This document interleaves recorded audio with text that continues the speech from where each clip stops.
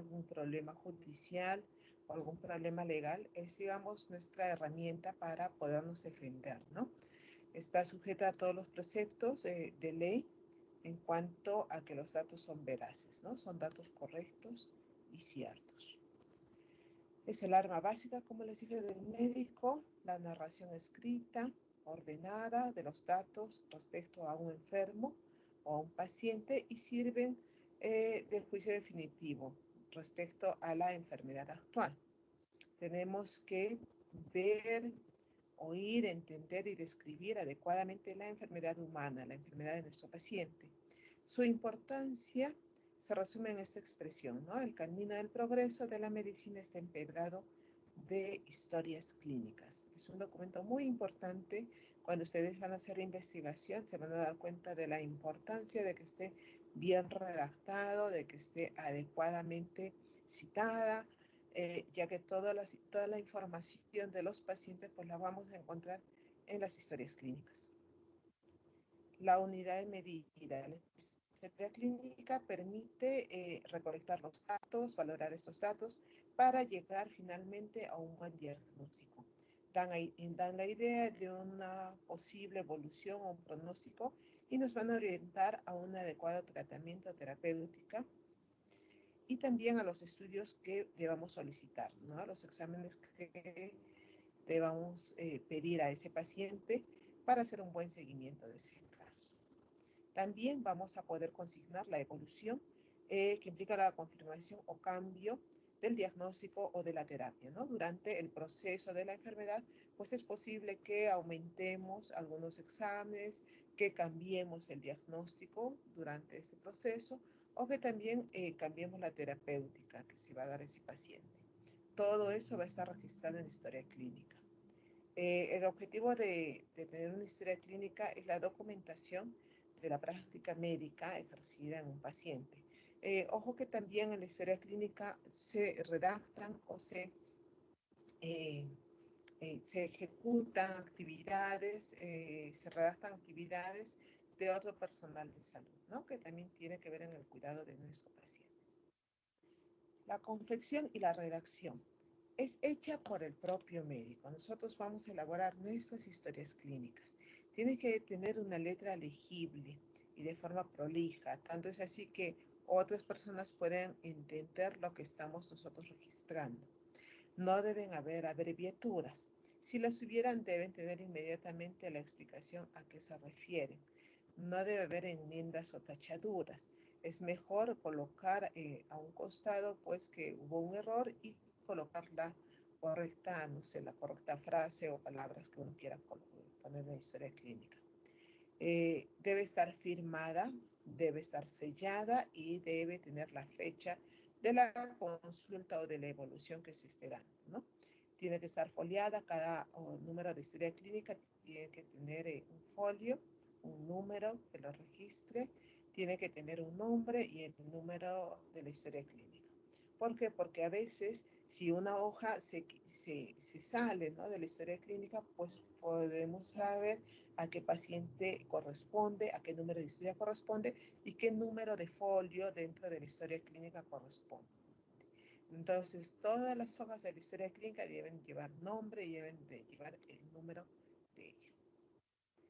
¿Cuáles son las partes de la historia clínica? Vamos a tener la anamnesis, el examen físico, el diagnóstico, tratamiento, evolución, los formatos especiales y la epicrisis. Lo vamos a ver durante la exposición. En el caso de la anamnesis, el llamado interrogatorio, es el arte que aprende y desarrolla el médico para averiguar, ¿no? Para conocer a través del relato oral o gesticulaciones del paciente los datos fundamentales de nuestro diagnóstico o enfermedad actual. Este es el primer paso de la historia clínica y en el sentido de que todos tenemos que tener paciencia, de que debemos de tener un buen abordaje al paciente, brindarle la confianza necesaria para que el paciente nos dé la información, ¿no?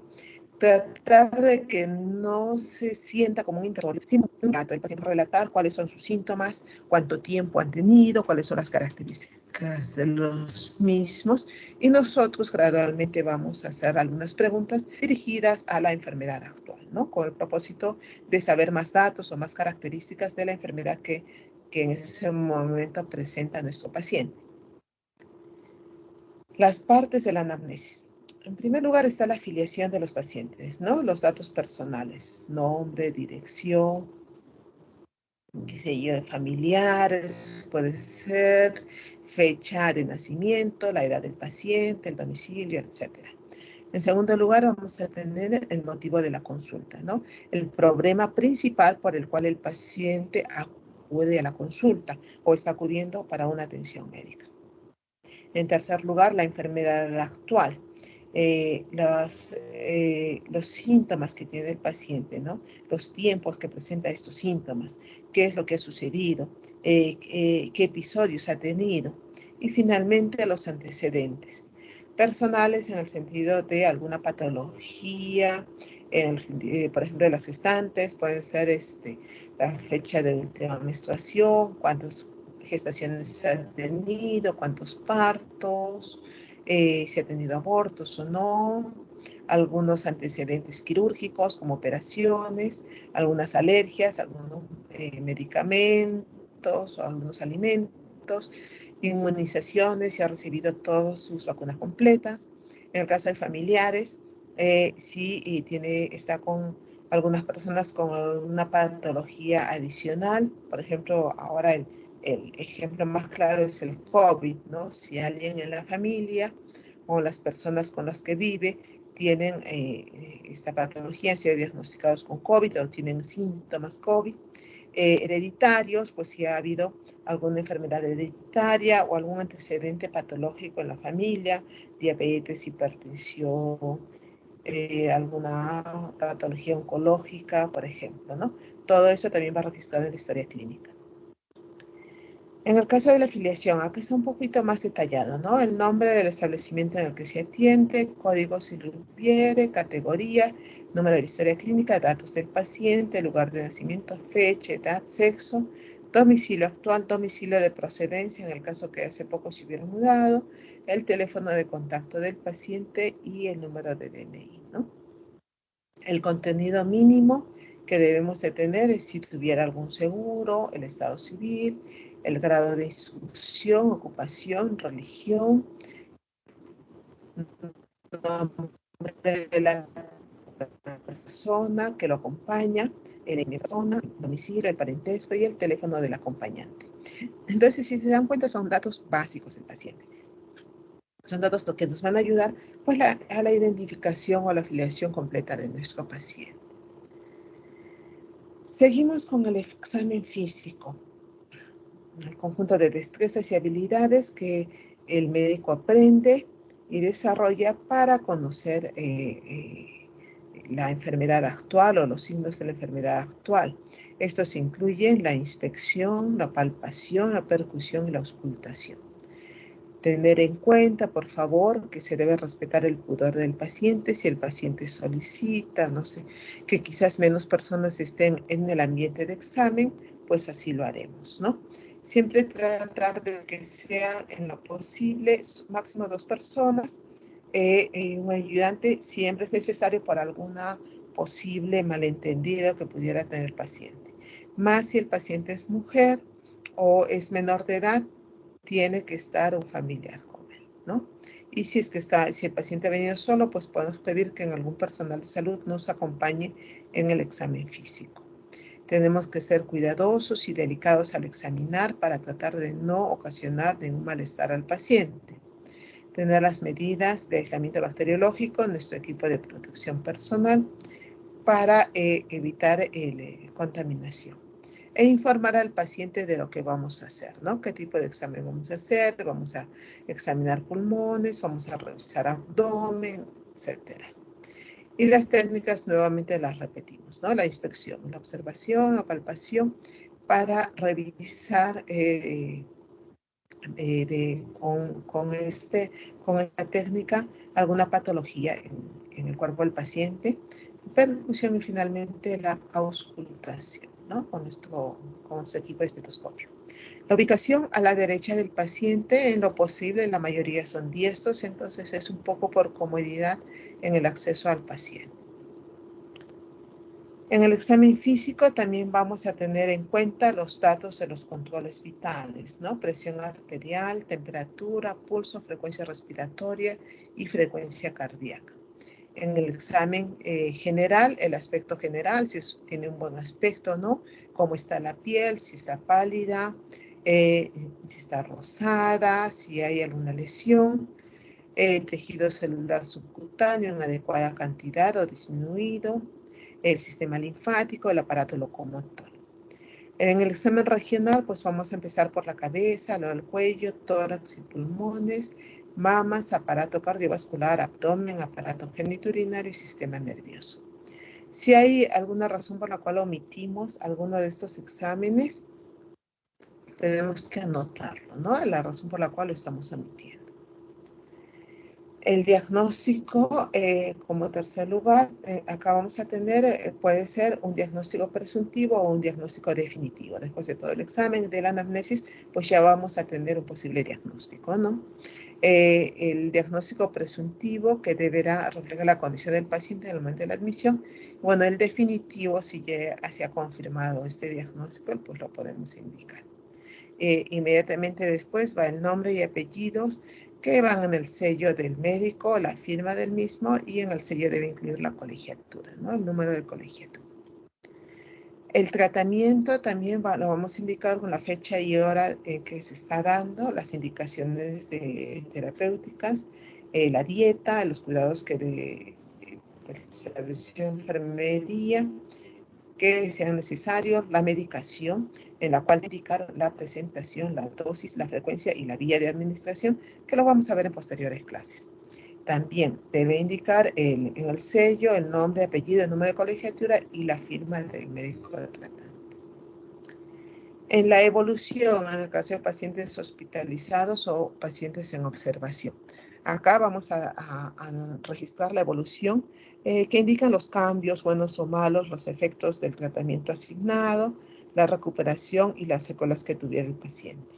La frecuencia con que se describen las notas de evolución, al menos debe haber una al día, ¿no? Pues pudiendo ser mayor de acuerdo al estado del paciente, ¿no? A veces es necesario una evaluación cada hora, una evaluación cada media hora, inclusive cada 15 minutos. Entonces, de acuerdo a la enfermedad y a la condición del paciente, vamos a indicar el periodo, cada cuánto tiempo va a ser la evolución. Aquí debemos registrar también la fecha y la hora, la precisión subjetiva y objetiva, la verificación del tratamiento dieta que ha recibido el paciente, interpretación y comentario y las decisiones, ¿no? Si continúa con la misma terapéutica o va a haber cambios, etc. Nuevamente se firma con el sello, con el nombre y colegiatura del médico tratante y la firma del mismo. Tenemos formatos especiales en la historia clínica. Las notas de enfermería, por ejemplo. Acá vamos a encontrar la nota de ingreso con la fecha y hora, una breve descripción de cómo ha ingresado el paciente, las funciones vitales biológicas, el estado general, la evolución durante la hospitalización. Deben anotarse los turnos de mañana, tarde y noche. Y en los casos de cuidados intermedios e intensivos va a ser mucho más seguido, ¿no? El tratamiento aplicado, sin abreviaturas ni enmendaduras. Todas las anotaciones igualmente deben tener fecha y hora y pues firmadas por el profesional de enfermería, ¿no? Indicando también su nombre, colegiatura en el sello que usualmente se coloca. La hoja de control de medicamentos. También nosotros vamos a registrar el nombre del paciente, la historia clínica y los medicamentos que se van a administrar, ¿no? Desde qué fecha se inició y hasta qué fecha van a concluir. Las horas diarias en que se administra y los datos del personal que lo está administrando, ¿no? En este caso de enfermería. Formatos especiales, tenemos algunos gráficos que estos, lo que estamos hablando ahora sobre todo es para historia clínica hospitalaria, que es la historia clínica más amplia, es la que tomamos como modelo, ¿no? Por ejemplo, la gráfica de signos vitales. Acá vamos a tener los datos del paciente, el número de historia clínica, el número de cama, el servicio donde se encuentra y sobre todo, pues acá vamos a registrar sus signos vitales, ¿no? Temperatura, frecuencia cardíaca, frecuencia respiratoria y presión arterial. La hoja de balance hidroelectrolítico, acá vamos a tener también los datos del paciente, la fecha, el peso, el registro de los ingresos y egresos según los turnos y el total del día, ¿no? Los datos también del personal que está registrando. Acá tenemos un ejemplo de la gráfica de signos vitales, ¿no? Esta es la gráfica completa que usualmente va al inicio de la historia clínica, o sea, va en las primeras hojas de la historia clínica. Acá vamos a tener un ejemplo, por ejemplo, de el registro de la presión arterial, ¿no? Se registran así, en líneas llenas. Acá vamos a tener que cada espacio entre uno y otro va a ser de 10 milímetros de mercurio. Eso lo vamos a ver en funciones vitales para que lo entiendan un poquito mejor, pero este tipo de registro corresponde aquí a la presión arterial, ¿no? Entonces tenemos que ver que, por ejemplo, en el ingreso, este pacientito se le registró a las 8, a las 12, a las 18 horas y a las 20 horas. Y estos son los valores de presión arterial que presenta el paciente, ¿no? Tenemos que acá a la mitad tenemos una presión arterial de 100, por lo tanto, aquí a las 8 de la mañana el pacientito ha tenido una presión de 120 diastólica y 80 diastólica. Sistólica 120 y 80.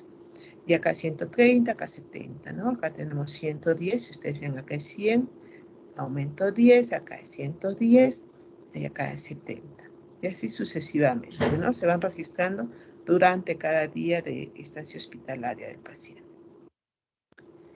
Acá tenemos otra gráfica, por ejemplo, del pulso, ¿no? Acá iniciamos, por ejemplo, desde 60, un pulso medio, usual, y vamos a llevar la gráfica de acuerdo a la hora en la que estamos graficando o tomando esta función vital de pulso.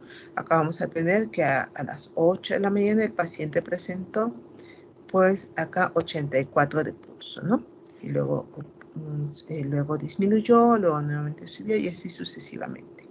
Acá vamos a tener el gráfico de temperatura, ¿no? Entonces vamos a ver que la temperatura media en base a la temperatura oral va a ser 37, eso lo vamos a ver en la clase de funciones vitales, pero esta es la forma en que vamos a graficar, ¿no? Por la hora de ese día, cuando se están tomando los signos vitales. Acá tenemos la respiración, igualmente, también de acuerdo al horario en que se está tomando y vamos a ir graficando los puntos en los cuales se esté realizando la medición y vamos a hacer, bueno, la línea continua para ver cómo está yendo este pacientito. Los formatos de interconsulta. Pues en estos formatos nosotros vamos a solicitar la evaluación de otro médico, de un especialista, respecto a la patología del paciente. En estos formatos igual van a ir los datos del paciente, un breve resumen de la enfermedad actual, el motivo de esa interconsulta, el diagnóstico presuntivo, fecha y hora de solicitud y los datos del médico que la solicita, ¿no? El informe de interconsulta, el médico que va a responder la interconsulta va a indicar los hallazgos que ha encontrado, si se ha realizado exámenes o no, el diagnóstico, el pronóstico y tratamiento y las recomendaciones a darse. También lo firma el médico que ha realizado la interconsulta, la fecha y hora de la respuesta. La orden de intervención quirúrgica contiene todos los datos del paciente, el procedimiento, la cirugía que se va a realizar, la fecha en que se solicita, la fecha en que se programa, los datos del médico cirujano, del primer ayudante, grupo y factor del paciente, hemoglobina, tipo de anestesia, los datos de la firma y el sello del médico y del jefe de servicio, ¿no? Que ha aprobado esa intervención quirúrgica. El informe quirúrgico de la operación pues va a indicar el tipo de anestesia que se usó, la duración del acto quirúrgico, la operación que fue efectuada, el diagnóstico preoperatorio y postoperatorio, los hallazgos durante la operación, la descripción de la técnica, el procedimiento utilizado, si hubo alguna incidencia, la identificación del personal que participó en el acto, de los cirujanos, anestesiólogos, instrumentistas y circulantes, el estado del paciente al salir del quirófano y la indicación si se ha solicitado algún examen de patología, ¿no? Alguna muestra que se haya obtenido. Los datos del médico responsable con su firma y sello de quien está realizando este informe. Los formatos de anestesia también se incluyen en el resumen de reconocimiento preoperatorio y antes, durante y después del acto operatorio también lo firma el médico anestesiólogo, ¿no? En los formatos de laboratorio, uno de solicitud de examen y otros de resultados. Esto sí para cualquier historia clínica. El diagnóstico por imágenes igualmente, ¿no? Uno de solicitud y otro de resultado. El formato de anatomía patológica también, uno de solicitud y otro de resultado. El consentimiento informado, aquí tenemos que tener especial cuidado porque es la comunicación a nuestros pacientes y que ellos dan consentimiento por escrito de algún procedimiento que se les vaya a realizar. Entonces, eso tiene no solo un compromiso legal, sino un compromiso también ético, ¿no? Entonces, nosotros tenemos que informar adecuadamente a los pacientes para que ellos puedan dar su consentimiento por escrito. En este consentimiento, en este documento, vamos a asegurar que la cantidad de información sea adecuada y comprensible para nuestro paciente. Entonces, el paciente debe tener la puerta abierta de que si quiere precisar o desea más información, igual le tenemos que dar esta información que lo solicite, ¿no? Trataremos de que sea de manera clara, sin ninguna presión, con total libertad del paciente para que decida adecuadamente.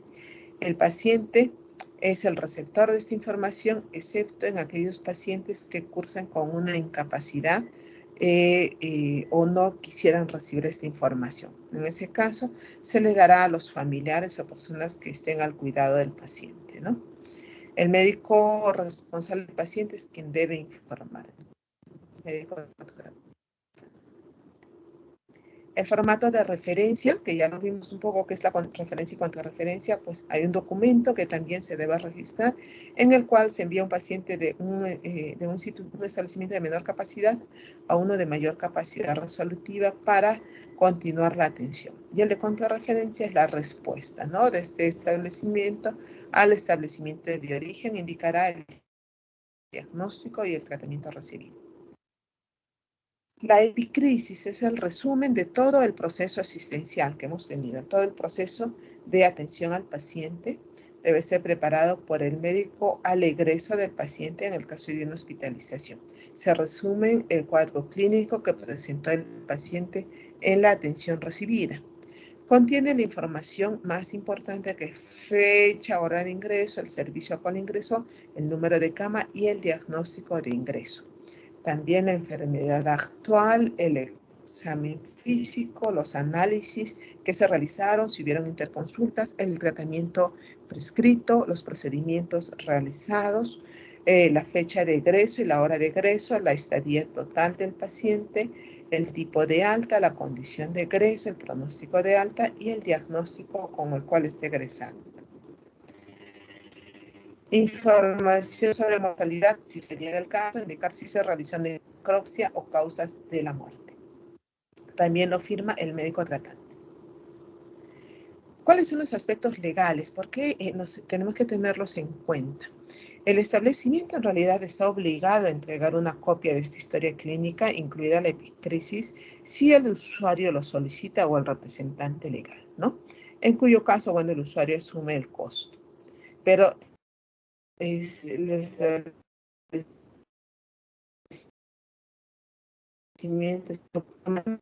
lesiones son daños, en el caso de que hubiera habido una lesión por o accidente de tránsito u otra causa violenta que incluyó un delito o que de indicios de un aborto criminal, pues deberá ser otorgada esta información a la autoridad policial o Ministerio Público a su requerimiento. Esto ya es dado por ley, nosotros estamos en la obligación de informar. En los casos que la entrega de información vaya a ser a terceros, debe haber una autorización por escrito del paciente, ya incluyendo una carta poder, puede ser una carta poder legalizada. Esto no se aplica a la información que el establecimiento tiene la obligación legal y administrativa de proporcionar. Entonces, el paciente en realidad es el que puede solicitar esta información, esta copia de historia clínica. Y en el caso de que no pudiera el paciente apersonarse, pues puede nombrar a un representante legal para que la recoja, ¿no? Toda persona usuaria de los servicios de salud tiene este derecho de exigir la reserva de toda la información del acto médico y su historia clínica. Entonces, nosotros no podemos brindar esta información a otras personas que no sean el paciente, excepto las excepciones que la ley incluye. ¿Okay? Sobre todo en el caso, como hemos visto, en que el Ministerio Público no los requiere. El establecimiento de salud puede brindar la copia de transcripción de esta historia clínica cada vez que la autoridad judicial lo solicite. Cuando ésta solicite la historia clínica en forma original, el responsable del traslado y devolución debe ser el jefe de estadística, informática o de historias clínicas, ¿no? Que el jefe de establecimiento haya designado. Después de 15 años recién de una historia clínica inactiva, en el archivo pasivo se procede a su destrucción selectiva, es decir, que no haya sido utilizada, ¿no? Para aquellos casos con episodios de hospitalización y destrucción total para aquellos casos que solo tengan consultas externas. La historia clínica y base de datos es de propiedad física del establecimiento e intelectual de los profesionales de la salud. Todas las anotaciones de la historia clínica tienen que ser objetivas, letra clara y legible, utilizando solo abreviaturas o siglas aprobadas por el establecimiento. Para evitarse problemas, en un paréntesis pueden utilizar el nombre completo de esa abreviatura, ¿no? Para esclarecerlo. Y los registros de los diagnósticos tienen que ser de acuerdo al CIE 10, ¿no? La clasificación estadística de diagnósticos internacional.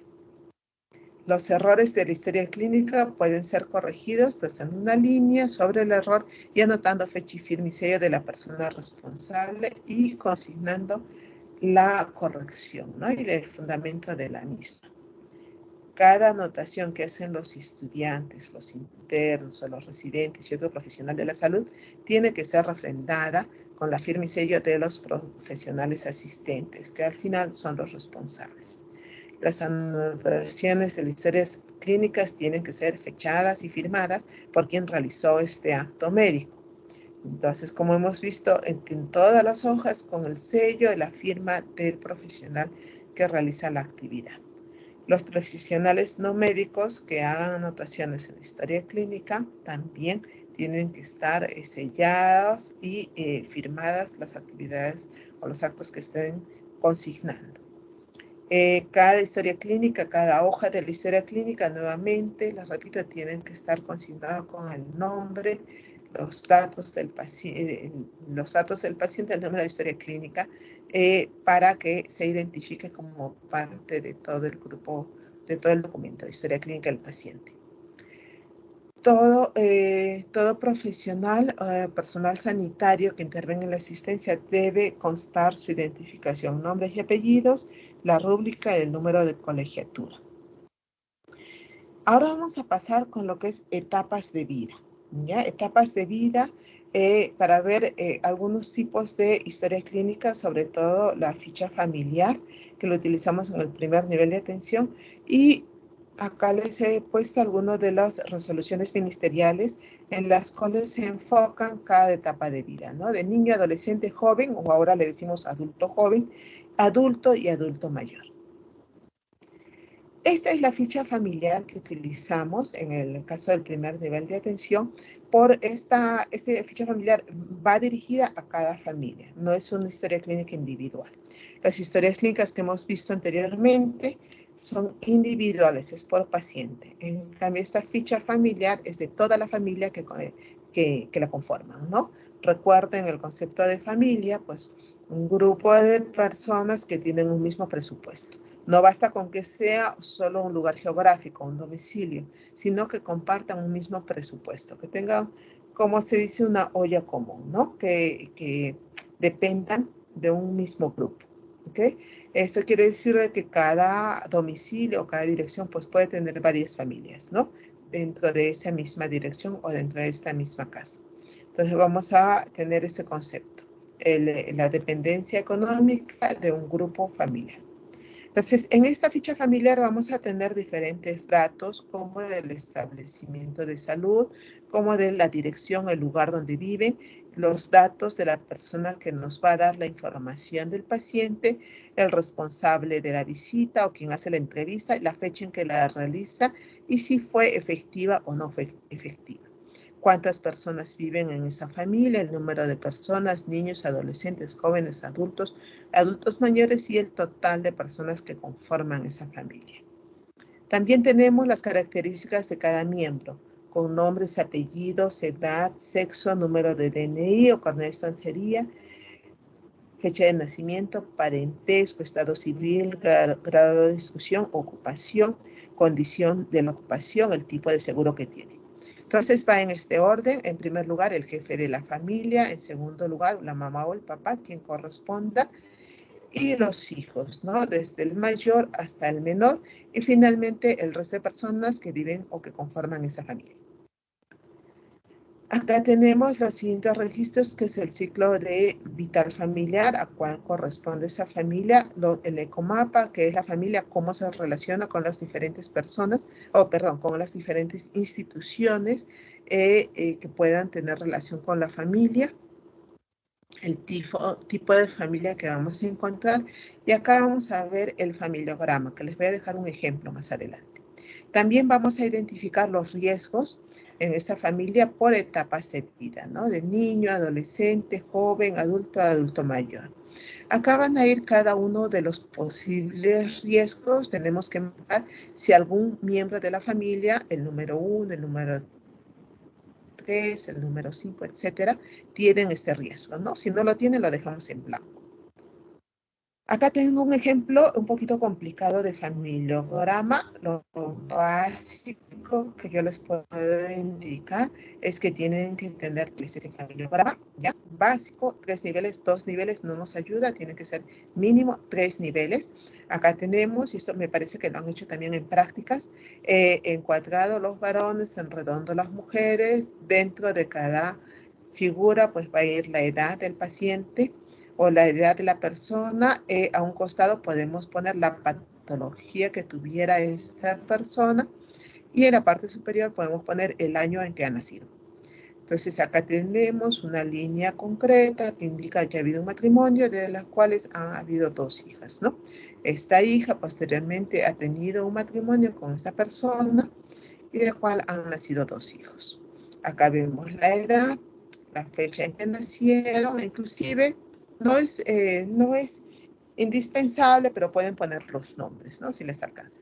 Entonces vamos a ver el tipo de relación que tienen uno y otro, pero lo básico al menos es, necesitamos saber, como en una fotografía, cómo se compone esa familia, cuántas personas la componen, qué datos de morbilidad tenemos, qué enfermedades tenemos en la familia y cómo están relacionados entre sí. Estas líneas punteadas suscribe a las personas que viven en el mismo domicilio, ¿no? Que actualmente están viviendo juntos y que conforman la familia actualmente. Acá hay un dato básico que no nos va a alcanzar mucho el tiempo para describirles, se los voy a dejar en la exposición para que puedan revisarlo y ampliar un poquito qué significa estas líneas de cada uno de relaciones intrafamiliares. Acá tenemos más datos acerca de toda la familia, ¿no? Si hay un paciente con discapacidad, un miembro con discapacidad, si hay algún miembro gestante de la familia, si hay algún otro riesgo. Si como familia tenemos alguno de estos riesgos, vamos a responder sí o no a todas estas preguntas. Y las características en sí de la vivienda y de la familia.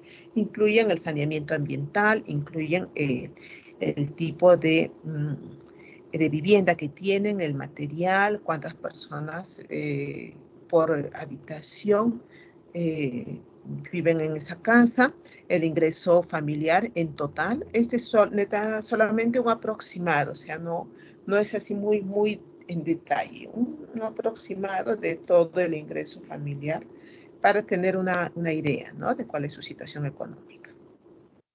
Y finalmente, el paquete de atención integral, en el cual vamos a ver cuáles son los riesgos que hemos encontrado de acuerdo a las preguntas anteriores que hemos visto aquí.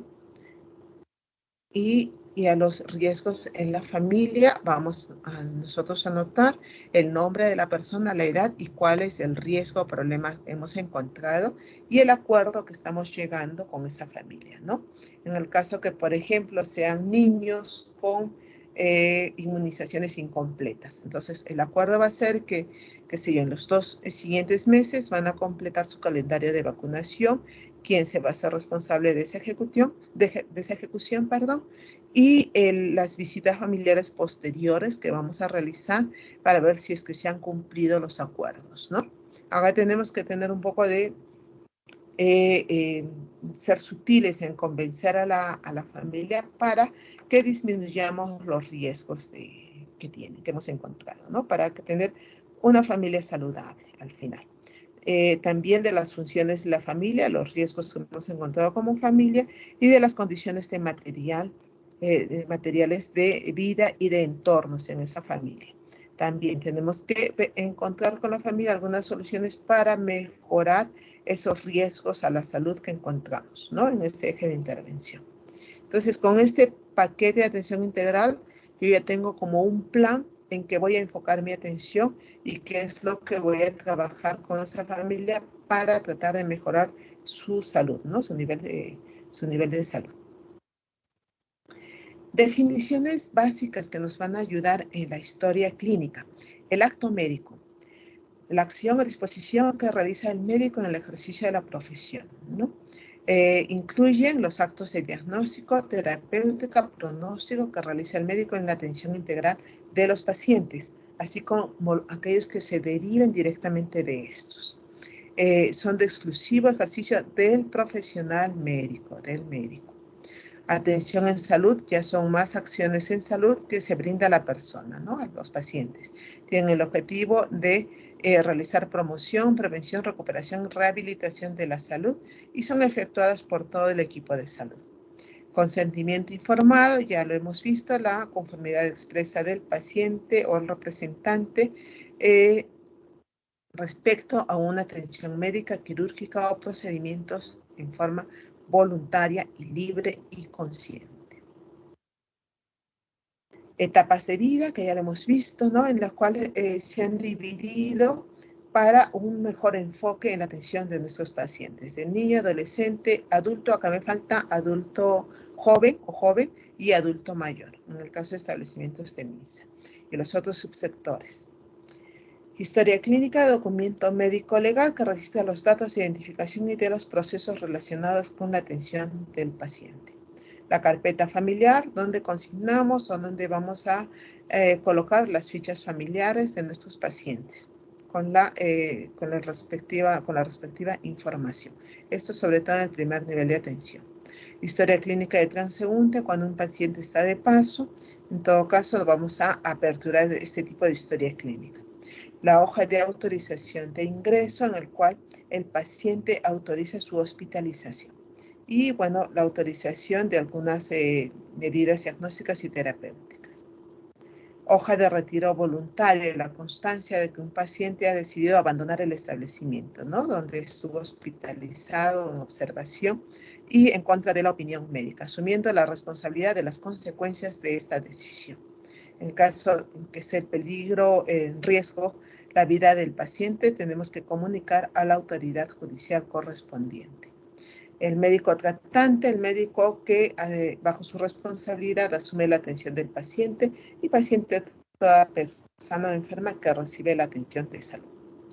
Acá es un cuadro pequeñito en el cual nos indica los tipos de historia clínica de acuerdo a los niveles de atención. Los niveles que ya hemos visto anteriormente, en el primer nivel, se dividen por etapas de vida. Historia clínica del niño, adolescente, adulto y adulto mayor. Acá también falta la de adulto joven, ¿no?, o la del joven. El segundo nivel de atención, ya el tipo de historia clínica, es de consulta externa, hospitalización y de emergencia. Ojo que hospitalización y emergencia también va para los niveles 1, 4 que tienen hospitalización. Nivel 3 también consulta externa, hospitalización y emergencia. Si se dan cuenta, desde el segundo y tercer nivel ya no utilizamos historia clínica por etapa de vida. Muchas gracias, jóvenes, por su atención. Ahora vamos a continuar con preguntas. ¿Tienen alguna duda o pregunta?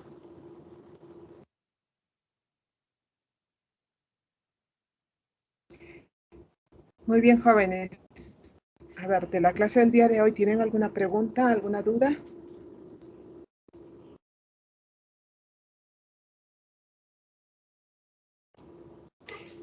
Ninguna. Entonces, la presentación va a estar subida en el Blackboard para que puedan acceder a ella.